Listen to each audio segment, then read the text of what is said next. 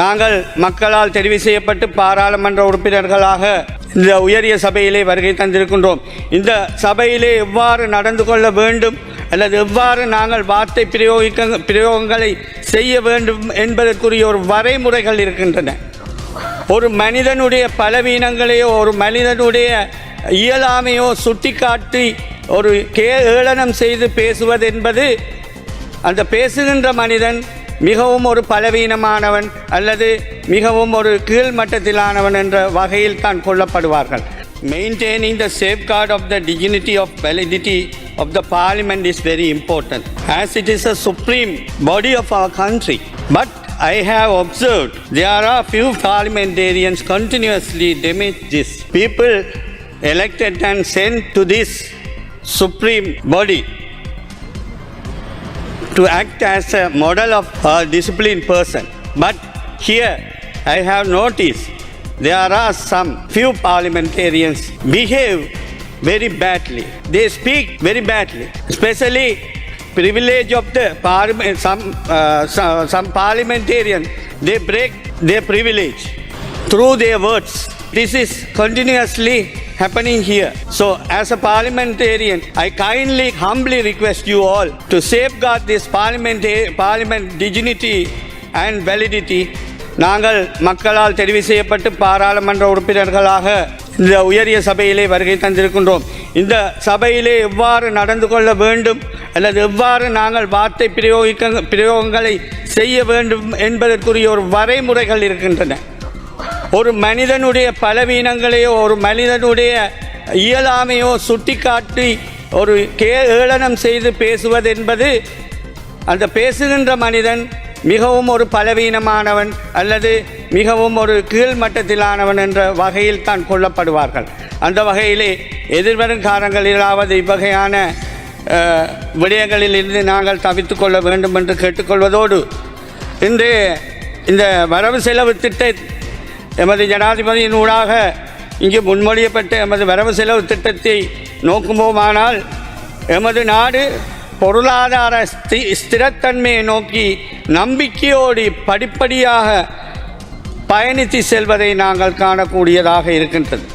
கடந்த கால நிதிநிலைமை அறிக்கைகளை நாங்கள் உற்று நோக்கும் பொழுது கடந்த காலத்திலே நாங்கள் இந்த நாட்டினை பொறுப்பெடுக்கும் பொழுது ஒரு விலங்கினுடைய வால்பகுதி எவ்வாறு கீழ்நோக்கி வளர்ந்து செல்கின்றதோ அந்த வகையிலே மறை 7% காணப்பட்ட இந்த பொருளாதார வளர்ச்சியானது உறுப்பினர் அவர்களே உங்களுக்கு இன்னும் 2 நிமிடங்கள் இருக்கின்றன. தற்பொழுது மிகவும் விரைவாக வளர்ச்சி அடைந்து 4% அதாவது +4% உயர்ந்துள்ளது. இதை நாங்கள் பார்ப்போம் என்று சொன்னால் இது முக்கியமான அர்ப்பணிப்புகளின் ஊடாகவே இவ்வகையான ஒரு நிலைமை நாங்கள் எட்டியிருக்கின்றோம். அத்தோடு எமது டாலரின் கையிருப்பானது 6 பில்லியனை எட்டியிருக்கின்றது. அதேவேளை 1 ட்ரில்லியன் இலங்கை ரூபா நாட்டின் கையிருப்பில் இருக்கின்றது. இவ்வாறான ஒரு நிலை இந்த ஒரு வருடத்துக்குள்ளே எங்களுடைய நாட்டினை நாங்கள் அனைத்து விதமான ஊழல் மோசடிகளிலிருந்து மீட்டு வருகின்ற அதேவேளை பொருளாதாரத்தின் ஸ்திரத்தன்மையை எமது அரசாங்கம் பேணி வருகின்றது. நாங்கள் கடந்த காலங்களிலே எதிர்க்கட்சியினர் கூறியிருந்தார்கள் 2028ஆம் ஆண்டு வரும்பொழுது இந்த நாடு கடன் சுமையை மீள முடியாத ஒரு மிகவும் மோசமான நிலைக்கு செல்லும் என்று. ஆனால் நாங்கள் அவர்களுக்கு கூற விரும்புகின்றோம், நாங்கள் கடனை செலுத்துவது மட்டுமல்லாமல் அவர்கள் பெற்ற கடனுக்கான வட்டியையும் சேர்த்து செலுத்தி கொண்டிருக்கின்றோம். கௌரவ சபைக்கு தலைமை தாங்கும் உறுப்பினர் அவர்களே, அதாவது அந்த நாங்கள் 2026ஆம் ஆண்டுக்கான மீள் செலுத்த வேண்டிய கடன் தொகையிலே 1878 மில்லியன் ரூபாவை செலுத்துவதற்கு உத்தேசிக்கப்பட்டுள்ளது. அதே போல உங்களுக்கான காலம் நிறைவடைகின்றது. கௌரவ உறுப்பினர் அவர்களை சற்று ஒரு நிமிடம் தருமாறு கேட்டுக்கொள்கின்றேன். அதே போல 2617 மில்லியன் ரூபாவை நாங்கள் இவர்கள் கடந்த காலங்களிலே பெற்ற கடனுக்காக வட்டியையும் செலுத்தி கொண்டிருக்கின்றோம்.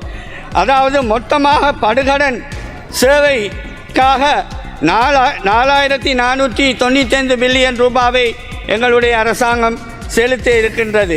இது மட்டுமில்லாமல் இதைவிட 4,485 மில்லியன் ரூபாவை எமது மக்களினுடைய நாட்டின் அபிவிருத்திக்காக நாங்கள் செலவு செய்திருக்கின்றோம். மொத்த செலவினமாக 8,980 பில்லியன் ரூபாய் நாங்கள் உத்தேசமாக செலவுகளில் ஈடுபடுத்த இருக்கின்றோம்.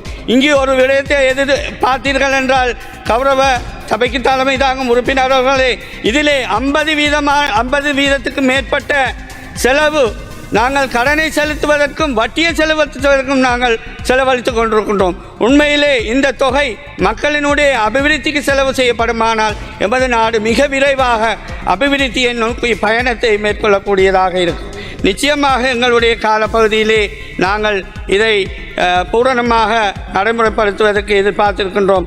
அத்தோடு கடந்த நேற்றைய தினம் உரையாற்றி சென்ற உறுப்பினர்கள் இங்கு இருந்தார்கள். வடக்கு மாகாணத்துக்கு எந்தவித ஒதுக்கீடும் வரவில்லை என்ற வகையிலே இங்கு உரையாற்றி சென்றிருந்தார்கள். நான் ஒரு சில புள்ளி விவரங்களை இங்கு கூறி வைக்க விரும்புகின்றேன். மன்னார் வைத்தியசாலைக்கு 230 மில்லியன் ரூபாய் திடீர் விபத்து பிரிவு மற்றும் அவசர சிகிச்சை பிரிவை அபிவிருத்தி செய்வதற்காக ஒதுக்கப்பட்டிருக்கின்றது. அதே போல யாழ்ப்பாணம் மற்றும் கிளிநொச்சி மற்றும் புறநகர் பகுதிகளுக்கு குழாய் மூல நீர் வழங்குவதற்கு 6 பில்லியன் ரூபாய்கள் ஒதுக்கப்பட்டுள்ளது. அதே போல முருங்கன் சிலாவத்துறை பாதை அகலமாக்குவதற்கும் மாங்குளம் பாதை அகலமாக்குவதற்கும் ஆவரங்கால் தொண்டமானாறு வீதி புனரமைப்பதற்கும் யாழ்ப்பாணம் பொன்னாலை வீதி புனரமைப்பதற்கும் நிறைவடைகின்றது. இவற்றுக்காக இவ்வாறு பல்வேறு விடயங்களுக்கு நாங்கள் வடக்கு மாகாணத்துக்கு எமது அரசாங்கம் நிதியை ஒதுக்கி இருக்கின்றது. அது மட்டுமில்லாமல் வடக்கு மாகாணத்துக்கு முதல் முறையாக 1,285 மில்லியன் ரூபாயில் மன்னார் மற்றும் யாழ்ப்பாண மாவட்டங்களில் கடல் அட்டை குஞ்சுகளை வளர்ப்பதற்காக நெக்டா நிறுவனத்துக்கு ஒதுக்கப்பட்டிருக்கின்ற என்ற விடயத்தையும் இவரிடத்திலே கூறிக்கொள்ள விரும்புகின்றேன். செய்திகளை உடனுக்குடன் தெரிந்து கொள்ள உடனே சப்ஸ்கிரைப் பண்ணுங்க.